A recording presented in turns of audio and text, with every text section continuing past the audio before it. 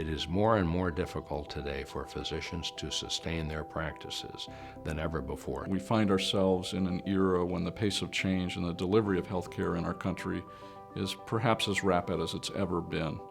The Physicians Foundation is in a unique position because of its totally undistracted focus on issues that affect the environment that physicians practice in. The Physicians Foundation was formed in 2003 to help physicians maintain the viability of their medical practice in these days of uncertainty, and to look at some specific issues. I think it's our role to bring those issues to light and to give people the proper knowledge and information they need to make decisions that in the end will be most important for patients. Physicians and patients alike need to be aware of changes that are happening in society during this critical time. This is why the Physicians Foundation created the watch list.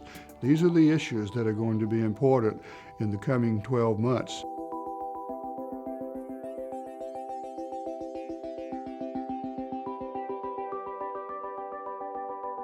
The uncertainty that is associated with the Affordable Care Act flows from the fact that this is a 2,700-page bill that has already spawned 13,000 pages of regulations. Physicians don't know which way to go. They're small business owners, many of them, and they just don't know if they're going to be able to remain viable in an environment of increasing regulation and decreasing reimbursement. With the looming aspect of healthcare reform and all the administrative burdens that are being placed on practices, is that it takes more and more time out of the physician's day to deal with data and information and requirements. Studies show from the Physicians Foundation that 22% of a physician's time is now spent on non-clinical paperwork. This is a real concern because it affects the efficiency and the cost effectiveness of what we do.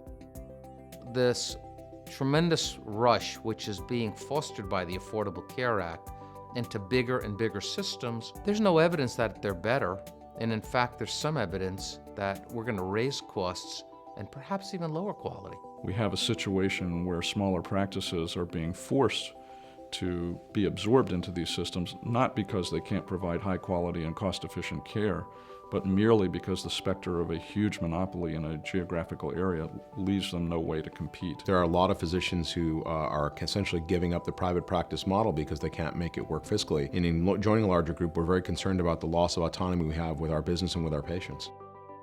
It's very important to me in my practice to be able to make independent decisions that are in the best interest of the patient. Any loss of autonomy, any intrusion into the physician-patient relationship really diminishes our ability to deliver healthcare appropriately.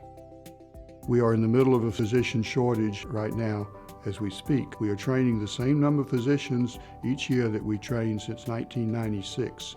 During this period of time, the population of the United States has grown by 50 million people. And then we add 30 million new patients to the rolls. Will these patients have a doctor to see? Losing 40,000 physicians, gaining 30 million patients is a very difficult equation to approach.